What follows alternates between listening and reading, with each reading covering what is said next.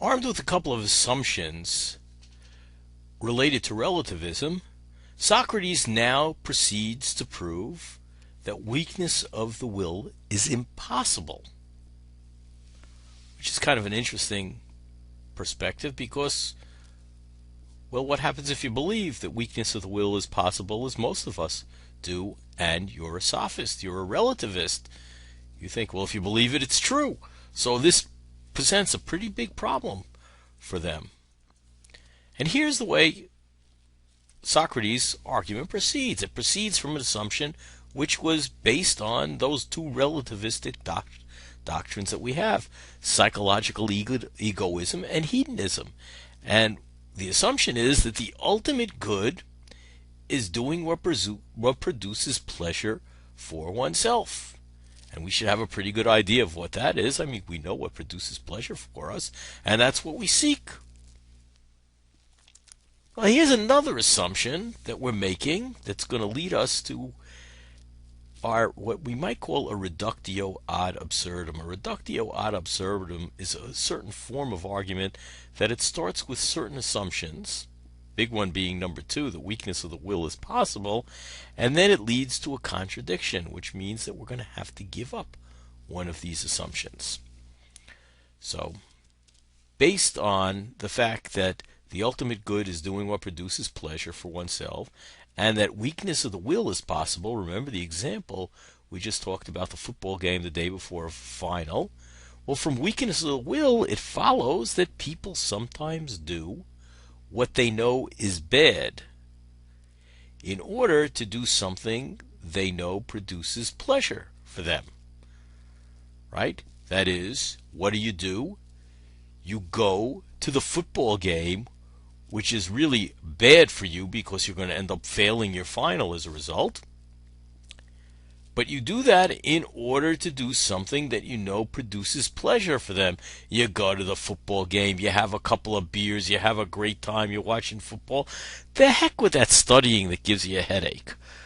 Okay, so that looks like it follows from weakness of the will. Now, but from 1 and 3, that is, that the ultimate good is doing what produces pleasure for himself, and that conclusion that we just got, we can derive that, wait a second, people sometimes do what they know is bad in order to do something that they know to be the ultimate good. So you're doing bad in order to do something that's the ultimate good. Beginning to sound a little paradoxical, isn't it? That's just the conclusion that we got from 1 and 3. So far, we've just made those first two assumptions, and now we have to think about it a second because it looks like 4 is impossible. How do you do what you know to be bad in order to do something that you know to be the ultimate good?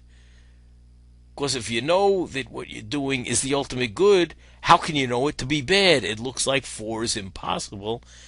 And what's the conclusion that we can reach from that, or what's the conclusion Socrates is driving? Well, actually, sort of two conclusions. One of them is that relativism is false,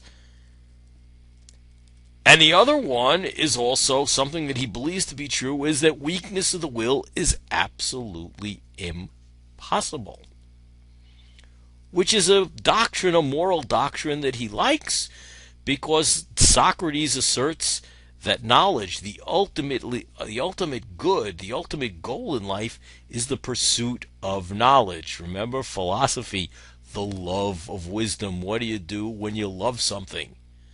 You pursue it to the ends of the earth. So what is one of the greatest things to do? To do philosophy, to pursue knowledge. So the ultimate virtue and the ultimate good, according to Socrates, is to pursue knowledge, to try to gain knowledge and wisdom.